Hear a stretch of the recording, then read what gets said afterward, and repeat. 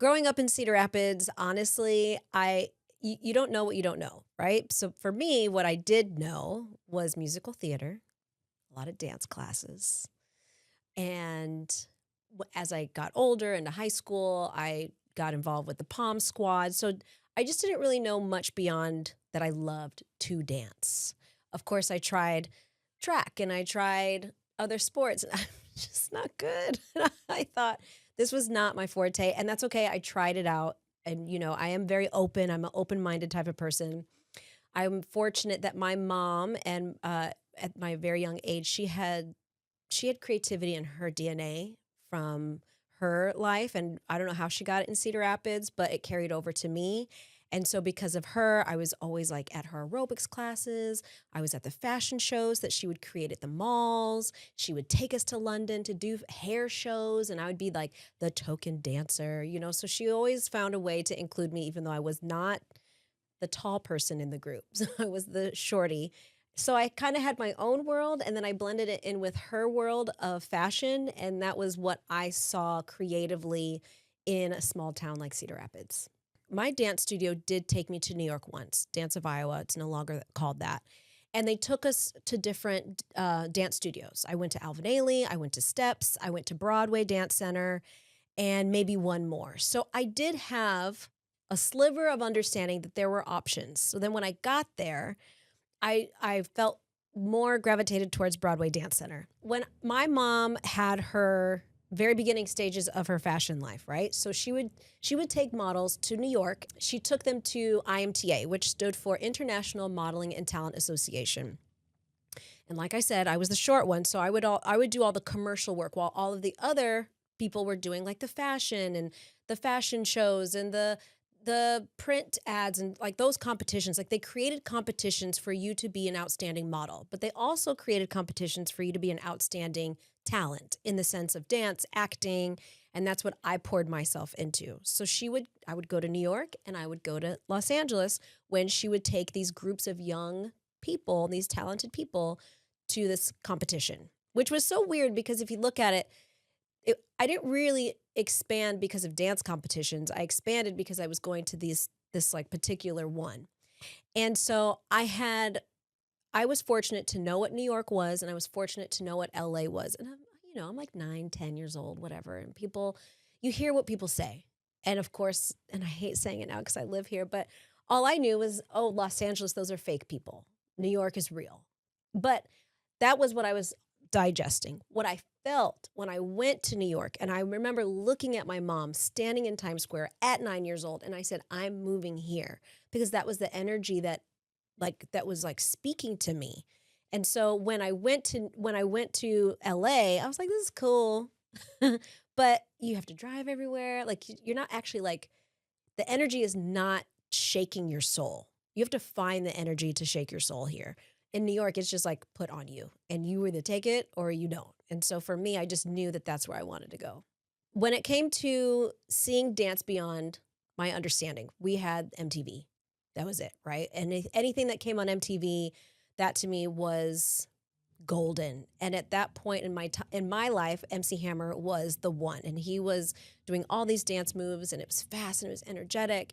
And so when he came to do a concert in Cedar Rapids, it was a general admission setup, and it was my mom, it was me, it was my godmother Teresa, and and her daughter. So it was just us collectively going to the show.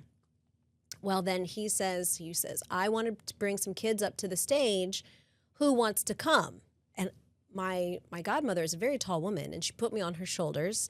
And I said, get me up there right now. And I am like fighting for my life to just be seen, be heard, get me on that stage. I'll do whatever it takes. And that energy worked because I was up there with about 10 other kids. And I don't remember the song. All the songs kind of sound the same at that time, but it was high energy. And he was like, okay, everybody just dance, just freestyle. Everyone was doing the same moves. And that's when I also realized I had a very competitive spirit when there was no competition even required or asked of me. They were all doing, let's say they were just doing this. Let's say they were doing this. I was like, oh, hold on, I have more to show. And I swear I did the Running Man, the reverse, the typewriter. I did everything in my little body could actually do.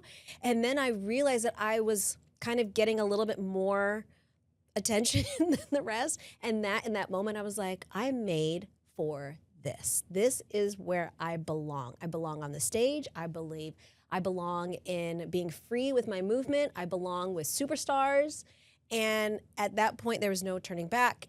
And God bless those other kids on the stage, but like I swept the floor. So, what inspired me in just focusing on dance only, like I said, it was MTV that grew to HBO, and HBO would have concerts. And I will never forget the Velvet Rope tour that Janet put on HBO. And once again, it was that freestyling moment where they all took turns to do their dance. I remember on my knees at the basement of our house crying. And I couldn't understand. I just was crying because it meant something to me. I was like, wow, look what's possible. Look what that is. So then I just kept my eyes open, right? So now I'm looking at MTV and I see Britney Spears and she's doing some music videos and all these people. And I'm thinking to myself, like, I can do that. And there wasn't a doubt in my mind, which is wild because no one said you should be looking at this. It was that's what was in front of me, and I connected with it and I said, "Okay, I'm going to go." And I did not get all like, "Woohoo, go get it, girl." I was not met with that at by any means. My mom knew cuz she saw me going to New York, going to LA, so she saw me putting in the work, but really telling people, and I'm not trying to, say anything negative to anybody who doubted my dream, but the reality is it was a very hard thing to digest that I was like, I'm not going to college. I'm going to New York to pursue my dance career. So I owe that to the Janets, to the Britneys, to the dancers behind those stars that helped me understand what was possible beyond what I actually knew. The Velvet Rope Tour concert was so whimsical. I think that's what opened my eyes to just see what, not just the dance, right? You can dance, you can move, you can do all these tricks with your body, but then to put a show that is expansive and you see things in a really cool way that you've never seen before. And sure, we have Disney, but like that's expected. We're talking about an artist at a concert putting on a theatrical show. For me, was what really triggered knowing that I was like, this is really awesome. I don't know if you remember the big inflatables and they're bouncing and it was an escapade. That sequence for me, well, it stays with me. Obviously we've grown and we've expanded into what creatives can do, but that was really, really something that stood out. And the dancers, they were so unique. Like I studied their solos. I studied their movement. I even took some of their movement and put in a solo, which is frowned upon now. But I wanted to know, like, how they heard music was different than how I was hearing music in a dance studio.